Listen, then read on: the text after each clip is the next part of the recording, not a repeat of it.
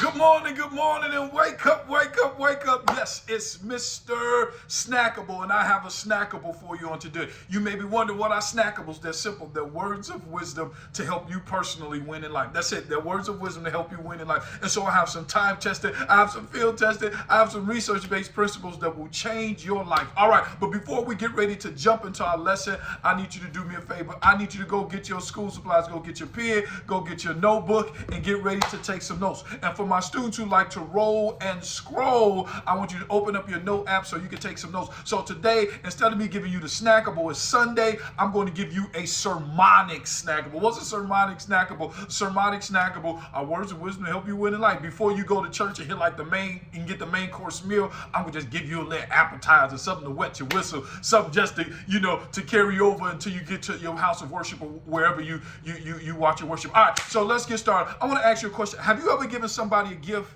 and they didn't even open it?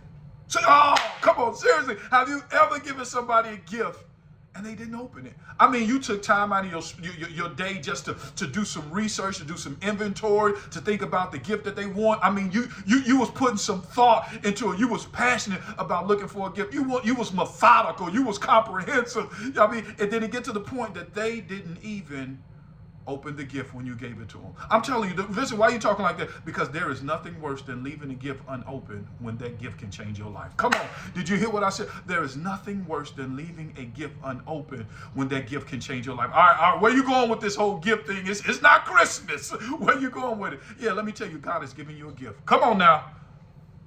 And I want to ask you a question. Have you opened your gift? Oh, come on. It's disrespect. It's dishonorable to God for him to give you a gift and you don't even open the gift. Some of you all have the gift of poetry. Some of you all have the gift of singing. Oh, I just don't sing. Your gift ain't for you.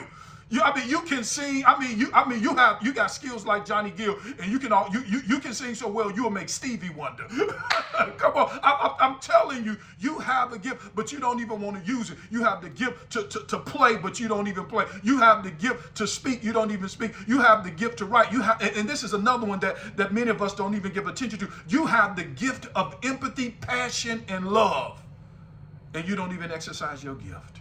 You have the gift to organize. You don't even use your gift. You have the gift to connect with children, but you don't even use your gift. I want to ask you a simple question. What gift have God given you that you have not opened? Seriously, because unopened gifts don't bless nobody. Come on, write that down. Unopened gifts don't bless nobody. And the truth of the matter, your gift is not for you. It's for the world because someone needs what you have been given.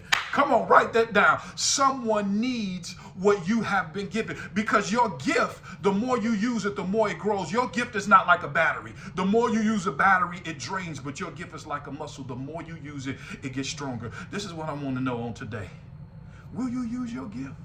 See, I want you to look at, there's a gentleman in the Bible named Moses. Moses had the gift of leadership. Somebody like Jesus, he had the gift of connecting with people. He had the likability factor. Jesus, he was always connecting with people. He spent quality time with quality people. Come on. He understood that if you hang with 11 disciples, you're going to have the 12th one. Jesus, he was a connector. He had the gift of compassion. You look at somebody like Noah, he had the gift of building. He was like an architect. He was a builder. He was a carpenter.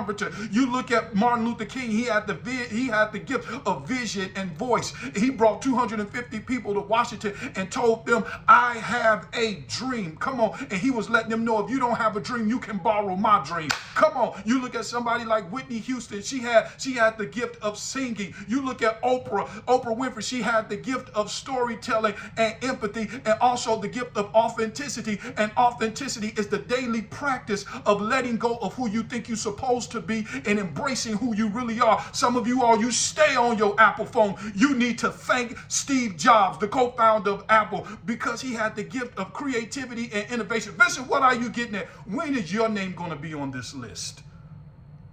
What do you have the gift of?